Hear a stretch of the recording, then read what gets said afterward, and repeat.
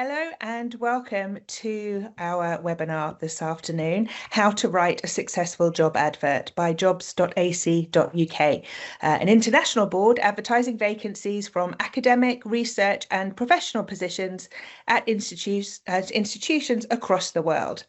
We've gathered today to discuss this topic and gain some insight into successful recruitment advertising. Let me start by introducing myself. My name is Becky Bocchetti, and I am Managing Director of a company called Contentetc. My team and I help support companies, individuals, departments, and so on to create all sorts of effective copy, including effective recruitment copy. And that's why I'm here today with this particular webinar. Now, obviously, you're watching me. Some of you will be here live and some of you will be following afterwards. For those of you who are here with us now, we have prepared a list of topics and pre-selected questions from audience members who have sent those through to us before the webinar. If you're watching live today and you would also like to ask a question, then you can use the Q&A button that's at the top of your screen. And you can add it into there, and I will come back to that at the end of the session. So there'll be a chance then to discuss some of those additional questions. Obviously, if you're watching this as a recording, I'm afraid I won't be able to answer those questions live, but hopefully the session will answer some of those for you as we go through. So here's an overview of what we will be covering from content in this session today. We'll look at who you're writing for, so keeping your audience and candidates at the heart of what you write. How to get that job title right, why it's so important to start strong. We'll talk about benefits over features, the what's in it for me, and what that means for the way that we write and construct our ads. We'll develop that idea of structuring effective ads. Does it make a difference where you put the information, as long as the information is in there? We'll look at some trigger words and some no-goes, so the kind of language that we need to make sure we use or avoid. And then the whole concept of less is more. How long should these ads be? What purpose are they serving? Great. So let's start from the beginning. Who are we writing for? Our objective is always to try and get the right ads in front of the right candidates. The more we know about the ideal candidate or selection of ideal candidates for this particular role, the easier it is to both structure the ads effectively and write in a way that will connect with them. We are not looking at these ads to be something that is going to appeal to a very broad audience. Everybody is limited in time.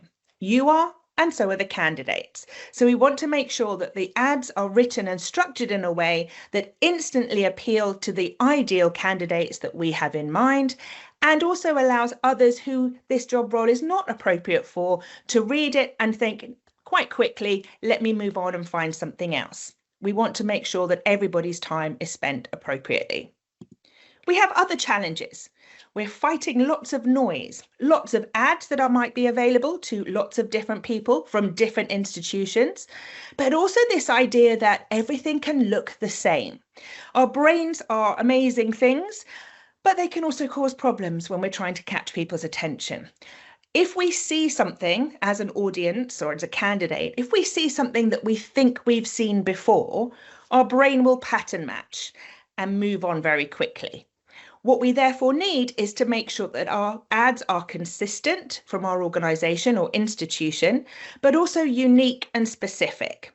And that doesn't mean doing fancy things all the time. Of course, if you have video content that's available or you've got other media at your hand, your fingertips, fantastic. But we're talking about the nuance of language, making sure that the roles are distinct, because they are distinct.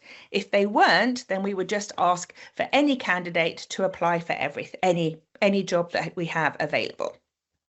So what we're talking about today is the fact that our ads and our copywriting for those ads needs to be candidate first, not job first. We're trying to think about an individual that we are talking to, that we are writing for, not a faceless candidate, a pool of possible people, a demographic that we might have been given information about. So we want to do some research on other people who are doing a similar role. They might already exist within the institution or the organisation. There might be a bit of LinkedIn research to have an idea of the sort of person that is likely to want a role like this and be in a position to fulfill a role like this. Who are we talking to? What are their main motivations for applying for a role like this? Why might they want to work for us as opposed to somewhere else? What are their biggest incentives for the role that they're doing now and the role that we're asking them to apply for?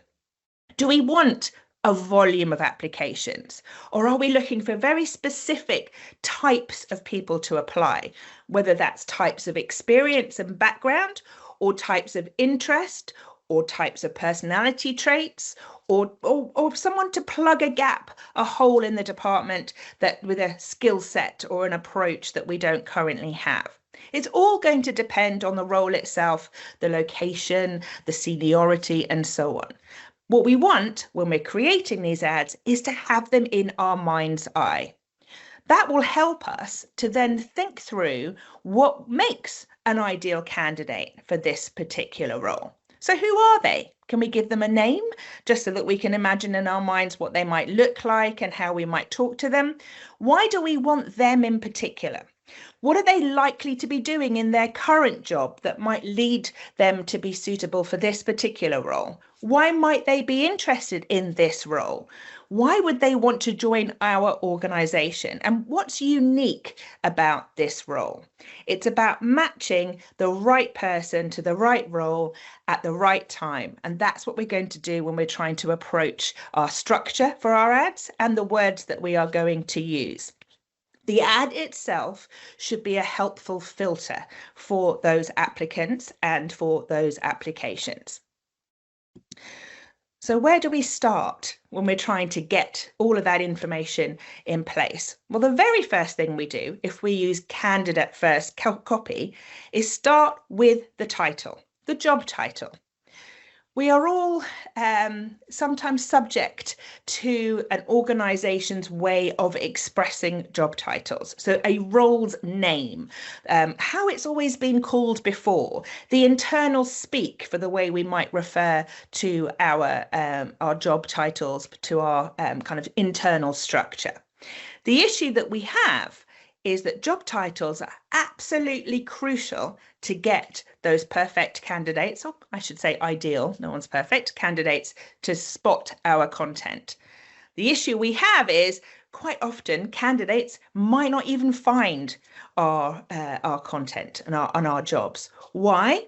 Because we have too clever a job title. We're trying to be creative for the sake of being creative. So we want our ads to be unique and stand out, but we also need to make sure they service the needs of the candidate we're speaking with. So here are some examples of job titles that I have come across in the last couple of months. An apprentice ninja, or an apprenticeship ninja. Okay, so much as I would like to get out my Ninjago Lego outfit and feel that I'm really fit and can go off and do things, if I am looking to develop my career within the apprenticeship space or within the education kind of sphere, and I want to nurture apprenticeships or apprentices by being involved in setting up those apprenticeships, or if I am being asked to manage the apprentices' experience once they are in an apprenticeship, I'm probably not going to search for the word ninja. I might quietly like the idea, but I'm not going to search for it. Similarly, digital wizard. Does that mean that I've got to be good with computers? Does that mean I've got to do some black magic to make things happen? I'm not completely sure I want to be seen as the dark arts person. Does it mean I'm going to be working with social media? Or does it mean I'm actually working in the IT department? Does it mean I'm lecturing about digital media? I don't know from that job title. So I'm unlikely to find that ad or the job that I'm looking for under that job title. And then you might have something very familiar and what seems to be very straightforward. Associate professor. What does that mean? In what department? What seniority is an associate professor? That might differ depending on your institution, even within your department, international references to associate professors as opposed to others. I think I know what it is. I think that's what I am now or I want to be, but is it exactly what I need? So I might have associate professor and I might have a department name after that. I might have associate professor that gives an indication of that seniority. One of the companies that in your own time you can go and explore that is terrible for this and have had to come around with a workaround is the John Lewis partnership. So John Lewis, who owns obviously the John Lewis stores themselves, Waitrose and so on. They have the most bizarre internal job titles. And they had an absolute nightmare getting people to find the job that was relevant to them. So what they've started to do, which is so much better, is put in brackets one thing, either the internal job title or the thing you would be searching for. My recommendation is make it straightforward and simple. If you're asking someone to work as a cashier on the till, on the till in some form, put that in the job title. In brackets, if that's something more weird and wonderful and convoluted, that is the internal name, then that's fine, because that's probably what's going to appear on their HR contract. And you don't want them to panic when they see that written down or in an email that they might receive as part of their interview process. What you're trying to do is think candidate first. Who are they? What are they looking for? How have we managed to use that word or phrase in the most effective way? So the keywords that they might be looking for. And that works for both internal search. So what happens if I put in, for example, associate professor? Well, we've got an enormous number of jobs, 354 jobs that have come up. How many of those are actually relevant to me? I can guarantee it won't be 354. So what else might be able to be put in there to help me with my search? And you can see where you've got some good examples here of them talking about the subject area, the department, and so on. External search is even worse. Google has, in its wisdom, decided to launch its AI program as part of its normal search. So the keywords, the things that we stick into Google without thinking, are now producing all sorts of things that might not be what we want. Like, for example, what is an associate professor? And a list of job postings that might sit under that again could be so broad. So we need to cater to the candidate. We need to expect the candidate to do some of the legwork themselves, but we need to understand what keywords those candidates would add to something like, for example, associate professor, to make sure that we've got it in the biggest bit of text that will appear on your ad, which is likely to be your job title. So we need to think about what they're likely to search for, have we used those keywords in an appropriate way, and what will they expect when they land on our page? Have we matched up with that? Part of what we're trying to do is attract the right candidates for the individual ads, but also make them see our institution logos, information, and so on, and associate that with a positive ad experience, even if this particular job is not the one that's right for them. If they glean interesting information, if they feel that it's an easy read that tackles the key questions that they might have about a role, a location, an organization, a team, and so on, and requirements that might be there, if they have a positive experience reading the ad, they're much more likely to come back and proactively look for other listings that we might have. And often you catch people in a place that you weren't expecting. So we want positive experiences for the right candidate. We also want that halo effect for the wrong candidate to then be able to see what else we might have available that they might want to apply for. Now, that halo effect, that positive experience, also comes down to the way that we decide to display our content and what we give as a priority. So the next part of what we're thinking about is the benefits to that candidate of the job that we have. And there's a difference between benefits and features. So let's explore that a little bit in the next few minutes. So first of all, benefit-led copy is also known as the what's in it for me and what do you want from me. So benefits, when I'm talking about this in normal ad copy, is not just about pensions and salaries and so on, the traditional benefits package that someone might be looking for.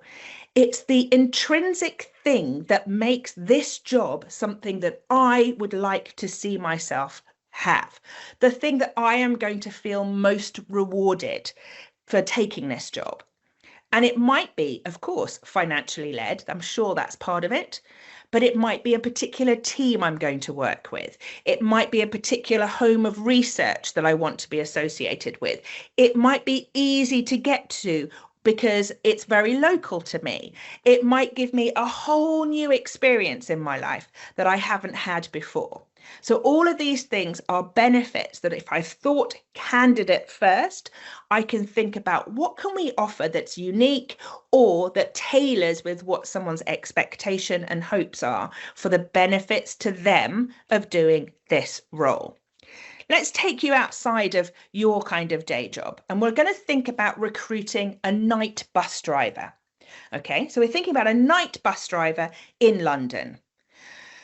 Not necessarily the most attractive role to lots of people. However, we need to think candidate first. So let me look at what a traditional kind of features of a job ad might include. It's likely to have these sort of 6 things amongst others.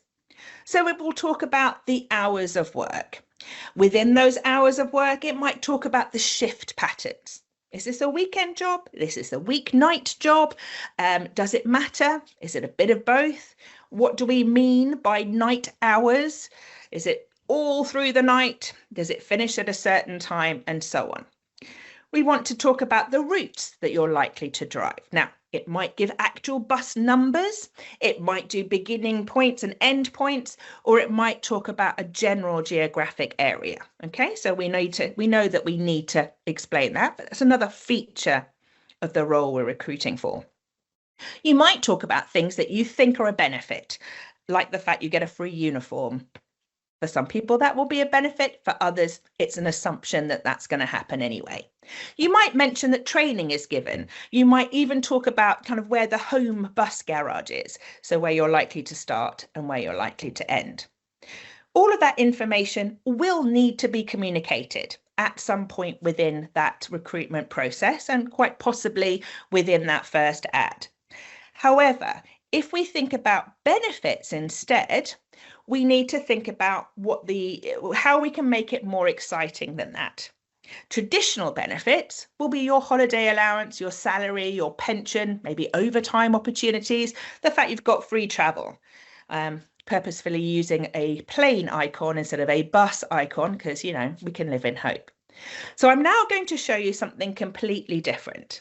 Stagecoach decided to approach their advertising for night drivers in a different way. And this was to tap into the benefits for the candidate, but also the benefits for Stagecoach of getting the right candidate. So it's a combination of features and benefits. Let me show you what they came up with. Night owls. I love the shape, the visual of this, quite different to anything else. Night owls. Weekend night bus drivers, Bow, Barking or Catford based. So there we go. We've got a context very quickly that makes sense, both geographically and obviously the fact that it's weekend. Time really does fly when you're providing an excellent customer experience to so many creatures of the night on our busy Friday and Saturday night routes. So you'd be wise to grab this part-time job if you want regular weekend work with a reliable employer. You don't need experience. We'll pay you to train for your PCV license, and as a night driver, you get a higher rate of pay. And then it tells you how to apply.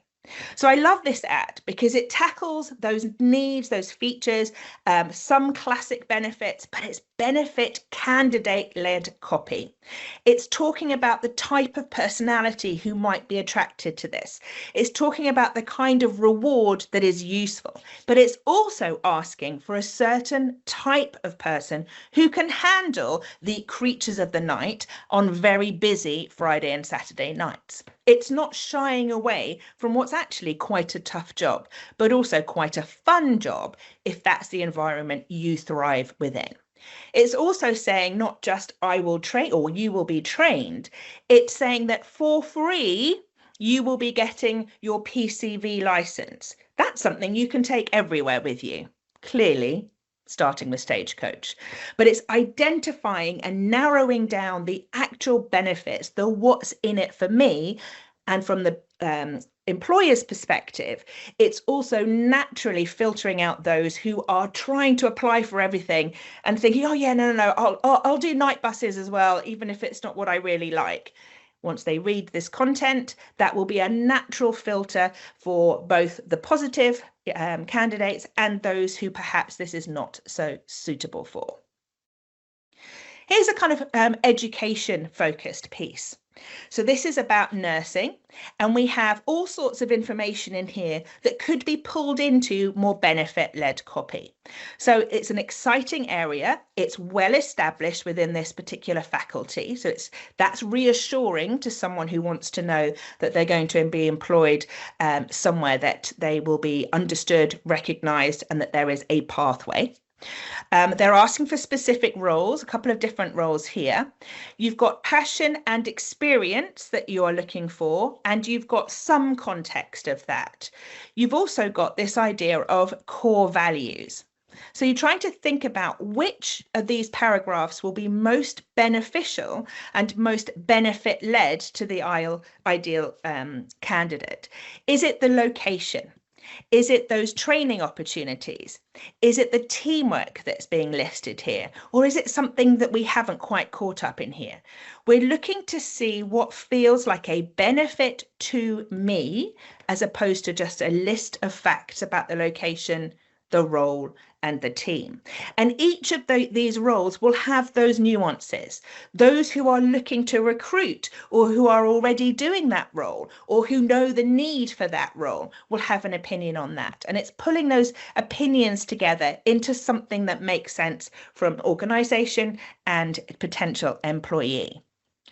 Now, one of the previous questions that we had submitted from one of you attendees was, are there any key differences between temp ads and permanent ads? And beyond the making it clear that it's temporary, yes, there are. But actually, the principles are very much the same. And benefit-led copy is a great place to start. So what will a temp value from this particular role? What are the realistic expectations for this if it's a temp role? What are the benefits of that role for a temporary staff member? And what might differ in those benefits? So how do we positively highlight in our ads? Let me show you a couple of examples. These are taken from social media, but the principle works the same. So we look at the one on the left. We are able to offer flexible hybrid working and a competitive market salary, along with the chance to gain experience in a customer-centric organisation. Okay, lots of companies can say things like that. Some of those words are less individually expressive, let's say. They're less kind of unique than other things. So great. If flexible and hybrid is going to be good for you, those are the kinds of words that are going to catch your attention. They might be particularly relevant for a temp position where you need some kind of flexibility. You might have more than one if it's part-time as well. So all sorts of things that might tick a box. Competitive market salary. One of my biggest bugbears is that idea of competitive market salary. I appreciate not every organisation can be forthcoming with their salaries or their salary bands, but it's really unhelpful to a candidate if they have no idea even of where the region of that salary might sit. It's a lot of common speak as opposed to I've thought about the candidate and the candidate can see that from my content. If If I look on the right, we've got due to internal promotions, we're looking for 2 talent acquisition resources to join the team until the end of the year. If you're looking for your first in-house recruitment role, drop me an email for more detail. So again, not written necessarily in perfect English, but a really good example of thinking candidate first. So first of all, we've got internal promotions. Well, that makes me as a potential candidate feel quite positive towards this organisation. So there isn't a gap because everyone's left because they hate the boss. There are internal promotions. So this might be a temporary role for now, but clearly they encourage some kind of internal progression. So this might be a way of finding out if this is a company or organisation that I want to stay with. And there might be other roles that come up if I can prove that I do a good job. The negative about that sentence is that they've made what we call a dependent clause at the beginning. So due to internal promotions, I'm hanging off a cliff, waiting for the point. They could have flipped that sentence round and made much more sense, be more a stronger, more positive statement. We're looking for 2 talent acquisition resources to join the team until the end of the year, thanks to internal promotions. Same information is in that sentence, but it works more effectively the second time round. They've been clear about the fact that this is temporary because it's until the end of the year. So I understand when that's going to finish. They've then contextualized the ideal candidate for the role. If you're looking for your first in-house recruitment role, is that me? Is that not me? If it is, great. If it isn't, it will make me pause about whether I want to approach this person about this role. And that's what we want, a natural filter from our language. So there are different ways that we can look at benefits over features. So rather than a list of things to go through, it's thinking candidate first. How can we make this feel positive for the candidate that we feel will be most appropriate for this role? So what we're trying to do with all of this information we've talked about so far is think, okay, well, that's good. I've got some ideas. I know how to kind of make it work that way. I can think of some language maybe that I might use. But how do I actually put it into something that works? And again, we're talking about people who have limited time. So we want to make sure that every word means something and is put together in an order that makes sense, that calms the senses. So you know what you're looking at and you're not scrabbling around like a treasure hunt trying to find the important information. So there are a couple of ways we can look at how we structure our ads to hit the right notes as far as that's concerned. One way we could do it is to think about the news pyramid. So if somebody is writing a news story, just the headline and the first line after that, first couple of lines after that, have to give us the salient point of the news. As we move further into the content, so we add more detail. It says less important or least important. That's not from the candidate's perspective. What we're looking at is this right for me? If it isn't, I can move on. We don't need to hang on to readers for the entire ad. If they know, and we know from the get-go, that they are not suitable for this role or this role is not suitable for them. So it's about adding pertinent detail to the most relevant and engaged audience, the candidates who we know we really want to talk with. As we do that, as we go further down, so we can win with our ads. And there's a copywriting acronym that we can use to help us with that. And I'll show you how that kind of works. It's called AIDCA. It's about how do we grab the attention of the right candidate? How do we keep their interest with enough information for them to think, oh, yes, I have the desire to find out how to kind of go ahead and take the action to apply. But I also have a little bit of a barrier here, which is our conviction piece. What might stop our ideal candidate from taking the action, hitting that red apply button, or going onto your website to proceed or find out more information? So we need to acknowledge what those barriers might be and address them briefly if possible, so that we can again encourage and stimulate applications from the ideal candidates. Okay, so what might stop someone from going ahead, even though they thought it was great? It might be a funding issue. Okay, oh, we have funding. Well, why have you not put the funding in the ad then? We need to put that in to make sure they know. It might be, do I have the right previous qualifications? Well, be very clear when you're putting the requirements in, what's essential and what's a nice to have, or alternative routes they could have taken.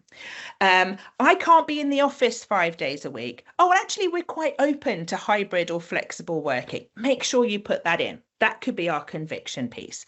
And then action, make it simple for someone to apply. So another way of looking at it might be the attention is our first 2 lines. We want to make immediate impact. We then want to kind of weave their role or this potential role into our story. So we're kind of matching them and us together so they can see themselves in situ. We need to address the tasks and responsibilities in some way. So we need to be thinking realistically in an engaging and succinct way. This is not the time for long lists of everything that they might spend 10 minutes on in a week. We're talking about being able to group things in a sensible kind of way that makes it clear and exciting that this is a role that could be explored further. We then want some kind of realistic information. So the tick box for things like funding, but also to make sure that we cover off anything that might prevent the wrong candidates from applying. And then, deadlines, contact details, anything else that they might need to have as part of our clear call to action. So let's have a look at how that might work in action. Just taking one ad in particular. Again, there are some things that you might change. There are some things that you might want to borrow yourselves, magpie, as we call it, taking really good content and building your own version. So here we go. From an attention perspective, nice and simple, some immediate impact with a couple of lines explaining what this job is about. In this case, it's a scholarship for a PhD. It's very clear with the use of bullet points who should be applying, so the fields that it's relevant for. And you will also see this very important bit under here that says the award will be open to new PhD students only. We are then going into interest. So let's try and put things into context. Who or what is Crystal Macmillan, and why is there a PhD scholarship associated with that name? So there's a little bit of history. As we've moved in, we've got establishing a PhD studentship in her name, open to applicants, again, in those fields. So you need to decide how you put that information across in a way that contextualizes the significance of this role, or in this case, that scholarship. How does it fit with everything else in the organization, the department, the team? Then we might find this, these kind of, as again, it's not about minutiae, it's being realistic and engaging. Eligibility, okay, that tells me I've got to see if I'm eligible, and it gives you information about that. And you've got another emphasis. Please note this award is only for PhD study, not for MSc by research. So you're saving people time with those filters. Conviction, I don't know if I can afford it. Is this a scholarship in name only? Okay, this is what we have in place here. And you know what? It's not just a one-off what it covers. It's going to be first year automatically. And then if you do the right thing, if it's all working out, you get up to 2 further years. So the thing that might stop me from taking the action has been made very clear. This particular application has a long amount or a lot of information required for the call to action, because you've got the 2 parts. You've got the fact that you have to have the admission to the PhD research degree first, and then you can do your application. Some of this information could sit elsewhere. You could click through to this on a hosting web page. So if you felt your advert is too involved, too long, that might be an example of where you could move some of that information off the ad space. but you know there is a process as a candidate. You understand that. You've got the information about where you apply. You've got the information about how it's going to be assessed, by whom and when. So again, that helps us both on that conviction piece and so on. The last little one here is, please note that applications are extremely competitive and every year demand far outstrips supply.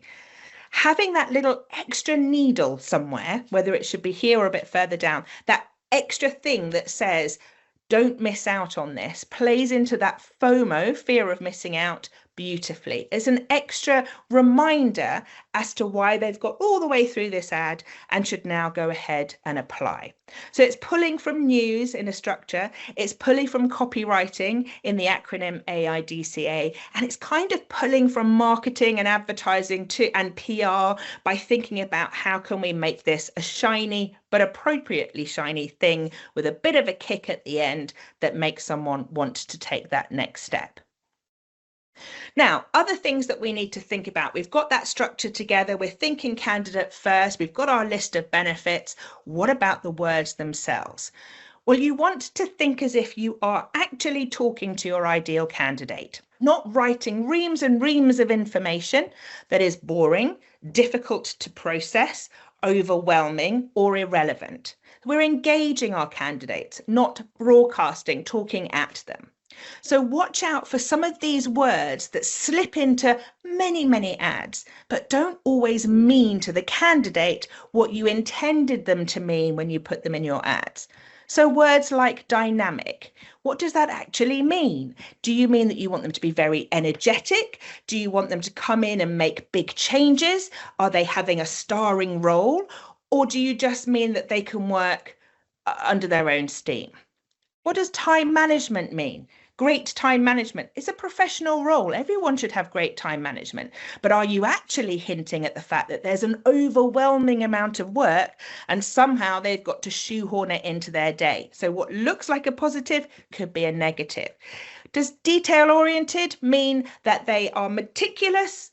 Or does it mean that no one's going to check your work, but you will be blamed if the work isn't right? These sort of nuances from quite cliched phrases. Flexible. Well, flexible can mean all sorts of things. One of which is you'll think you were hired for this role, but we might get you to do anything you can imagine for any of our teams and beyond. And you can't complain because we put it in the job description. So think about some of those keywords and phrases that say multiple things depending on how someone interprets it. And if it's candidate-led copy, that's easier to move away from.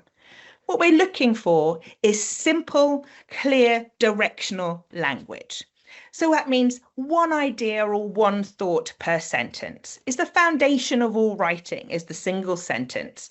Another way of looking at how your sentences are working and if they're effective or not is to read them out loud. Read them out loud and don't breathe until you hit a full stop. If you struggle to get to the end, or if you're out of breath, the chances are your reader, and that's the same sort of pace that they will be reading your content in their heads, especially looking at a screen, it's much closer to how fast they will process that content. So if you read it out loud and you lose your way or can't breathe before you hit the full stop, then you know that sentence is too complicated. And there are some simple things we can do to help us with that. We can stick with the active tense rather than the passive tense. So things like the cat sat on the mat instead of the mat was sat upon by the cat. Lots of extra words for no reason. What am I doing in my role? You will organize, lecture, post, whatever it is, active tense. Not you will be taking care of the social media account on a regular basis in order to try and post things that might be relevant to our, I can't breathe, I'm not processing it, it doesn't engage me. Go back and murder your darlings. So words and phrases that you put into your content that don't really mean anything. Here's a little list of things I made earlier that I have to watch out for. A majority of.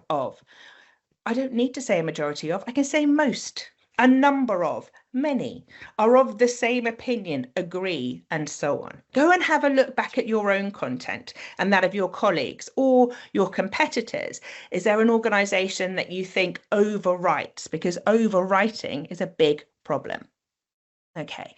Now, one of the attendee questions that we had was, how can I use more creative language to make the advert more catchy? I've just told you not to overdo it. No ninjas and no overwriting in your content. But if you go back to that benefit-led copy and your candidates led copy, you can see where you might put information in place. If you have the benefit of visuals, that can help. If you can use simple directional signposts, what are we looking for? The culture, innovation, be remarkable. There's a combination of more creative and less so. You can think about an unusual word in the copy that might be relevant to a particular research piece they'll be working with or a team they might be working with.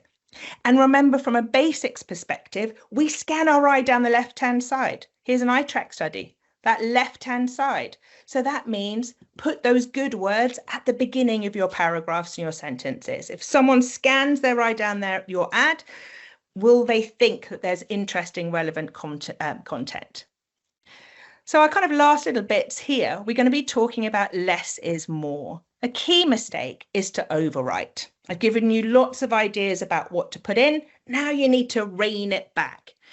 Here's an example from a Coca-Cola ad that just makes me want to go and weep in my bucket if I look at this. I don't understand what's going on. It's too much. I can't cope. Here's an example where that's been a little bit more thought through. You've obviously got the way the template works and how that's been filled out. Some of the basics are really clear and obvious from the top. You've also got the job purpose and the principal accountabilities. But those phrases perhaps aren't as directional and simple and straightforward as we would like. Is it the job purpose, or is it what we're asking of you or what you will do? You know, is it principal accountabilities or what the job entails? So think about talking to a real person, and that will make all the difference. That will also help, as my last kind of little piece on here, with thinking through other mistakes that we often make without intention. And you probably have a tool for this, but if you don't, go and have a look at some free ones. So think about your gender coded language. So things like this that are coded particularly as masculine words. And then similarly, the words that are coded as feminine words. And so check your own unintentional bias with those gender codings. All about candidate first. What we're talking about is how we can make sure that each of your ads work in the most effective way for your needs and for the needs of that candidate. So again, stick into Q&A if you have any questions, or if there's anything else that you would like to share from your own experience of successful or less than successful ads. As I said, one of the suggestions that I always have is that you should go and have a little magpie, go and have a look at other people's ads, see where your eyes start to slide off the page. Where have I got bored? Where have I got confused? Where do I think I've read this before?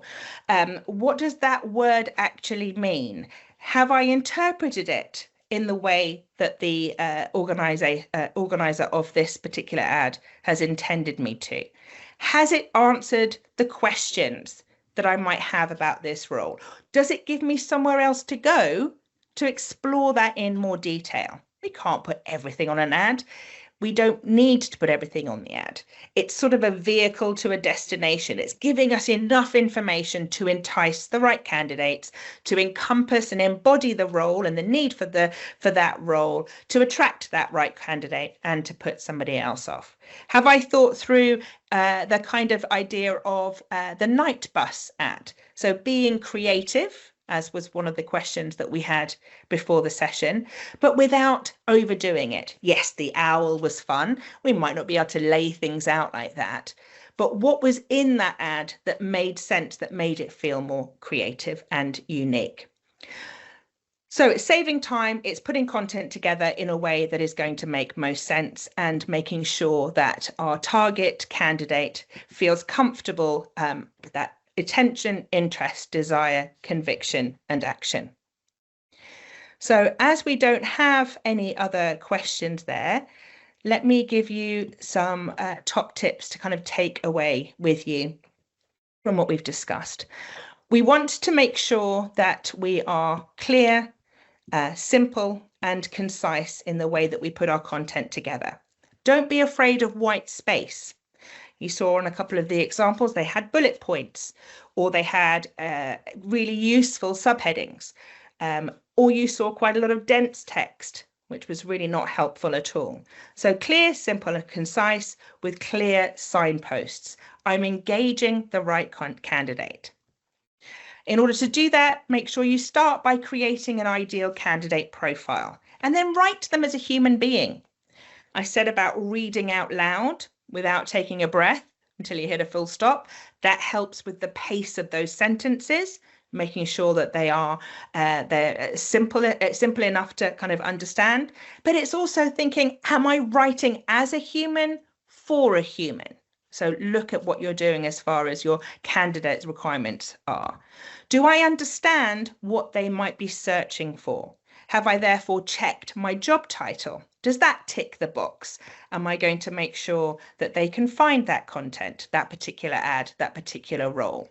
Have I looked at any other kind of keywords? So keywords being the thing that you bash into your search, your internal search, your job board search. So what you would put into jobs.ac.uk. Have I looked to see what comes up if I put those words in myself before I create this ad? What other ads are popping up? What's my candidate going to see when they put those words in? Have I incorporated the right language, the right keywords, or have I become too focused on internal language, and so on? Remember, we're talking about benefit-led candidate copy rather than the features of the job. So it's not a list of every single thing they might do. It's a mixture of those tasks and responsibilities, but also thinking as to why that would be good for that particular candidate and using the approach appropriately depending on the section of our ad. And remember, we need to murder our darlings, which means going back and looking at specific words and phrases. So it might be things like dynamic, it might be things like detail oriented, it might be things like flexible, or it could be some of those longer phrases that really don't add any meaning. And make sure you take those out. Also think about what internal language quite often creeps into your ads. So we have a local council who often writes about things like cycling infrastructure. And when you read cycling infrastructure, people have different opinions of what that means. So cycling infrastructure, they wanted someone to come in and take over the cycling infrastructure department, or the role within that department. So most people thought that's probably something to do with cycle lanes. So that probably means that it needs to be somebody who is used to the kind of town planning, kind of surveyor type industry, whether they have that set of expertise skills themselves, or whether they can prove that they have managed and liaised with and commissioned and put out to tender all sorts of things around town planning and so on. It wasn't that at all. Cycling infrastructure in this particular case was about giving out free cycle helmets to primary school children to encourage them to cycle to school. But the expression cycling infrastructure had become such a part of the internal language that it had worked its way into this ad that then, as you might imagine, didn't garner the kind of applicants that they wanted and didn't make any sense to those who saw it. So murder your darlings and think about how that might be impacted by your own internal language. So thank you to those of you who have been in the session today. The recording of this webinar will be shared in both a follow-up email for you from the team at jobs.ac.uk, and it will also be on their recruiter site if you look for the resources and careers advice on that website, so jobs.ac.uk website and so on. If you would like to recap on any of the topics that we've covered in this session or share it with your network, then please do visit the website jobs.ac.uk and follow them on social media. So on behalf of jobs.ac.uk and myself, I'd like you to thank you for watching, and we hope that the information that I've shared today and the examples that we've used have been helpful. Thank you very much for your time, and you're welcome to leave.